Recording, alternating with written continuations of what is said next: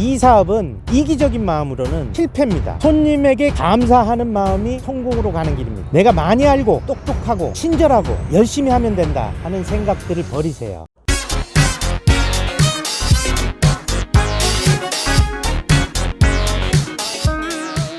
안녕하세요. 카페 창업 전문 유튜버 덕분이네입니다. 지난 영상에서는 성공한 카페 사장이 절대 하지 않는 것에 대해서 얘기해 봤습니다. 그렇다면 반대로 성공한 카페 사장들이 특별히 하는 행동들은 없을까요? 어찌 보면 카페 사업과는 전혀 상관없어 보이는 이 행동들이 성공한 그들에게 물어보면 그것이 성공의 근원이었다고 말하는 사람들이 많습니다. 오늘은 이 얘기를 해보려고 합니다. 시작하기 전에 구독과 좋아요 꾹 눌러주세요. 알람 설정도 잊지 마시고요. 저에겐 큰 도움이 됩니다.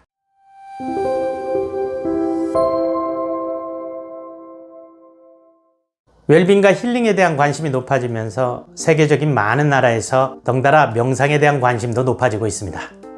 구글에서 명상을 검색한 사람들의 수가 1억 명에 이르고 작고한 스티브 잡스나 빌 게이츠, 오프라 윈프리 등등 뛰어난 경영자와 리더들이 이미 명상을 하고 있습니다. 뉴욕 월가의 성공한 투자자 중 한 사람인 레이 달리오는 최근 명상 습관이 투자 성과에 도움이 됐었다고도 말했습니다.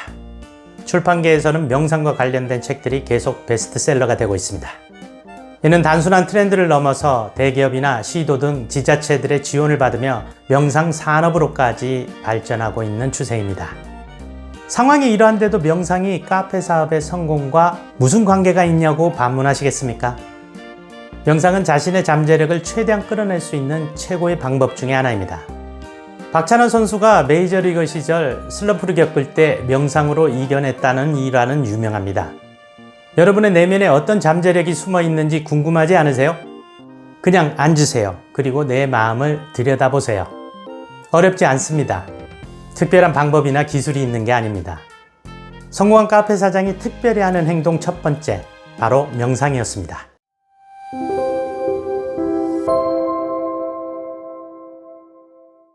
조선시대의 향약 중에는 눈이 내릴 때 이웃에 가족이 없는 노인이나 호라비, 과부, 고아가 있을 때에는 그 집 마당이나 집 앞을 쓸어주게 돼 있고 그 일을 게을리했을 때에는 향약 모임이 있는 날에 은근의 벌을 받았다고 합니다.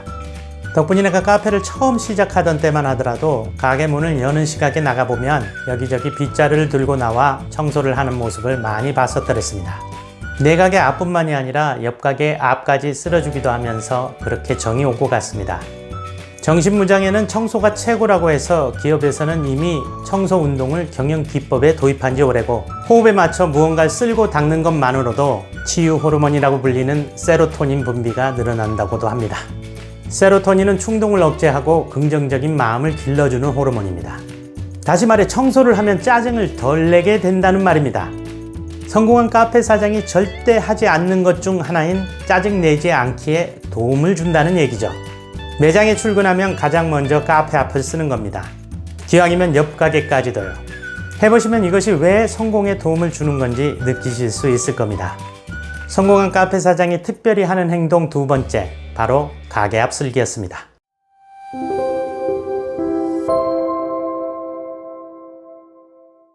덕분이네 초창기 영상인 덕분이네 마인드 시리즈 1편을 보면 이런 얘기가 나옵니다. 이 사업은 이기적인 마음으로는 필패입니다. 손님에게 감사하는 마음이 성공으로 가는 길입니다.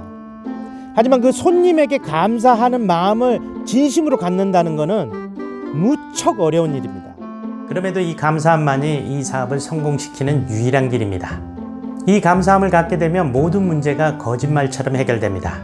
카페에서 생겨나는 모든 문제, 창업을 준비할 때 하는 고민, 운영할 때 생기는 여타의 문제까지 모든 것이 다 해결됩니다. 이 덕분이네 마인드는 지혜의 화수분입니다. 마르지 않는 샘이에요. 인테리어를 어떻게 해야 될지, 메뉴 구성을 어떻게 해야 될지, 진상 손님을 어떻게 대처해야 될지, 이 모든 문제들을 덕분이네 마인드의 관점에서 보면 해결 방안이 나옵니다.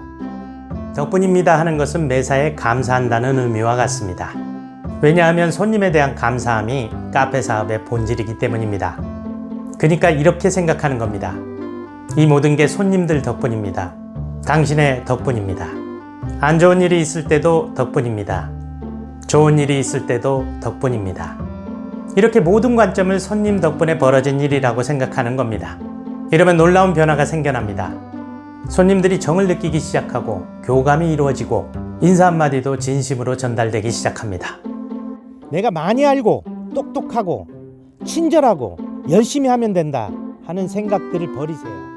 이런 모든 것들은 손님에게 감사하는 마음이 없으면 무용지물입니다. 매 순간순간마다 입버릇처럼 외는 겁니다. 덕분입니다. 덕분입니다. 성공한 카페 사장이 특별히 하는 행동 세 번째였습니다.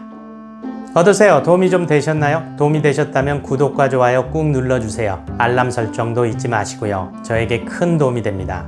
이 채널이 있는 이유는 당신이 있기 때문입니다. 당신의 덕분입니다.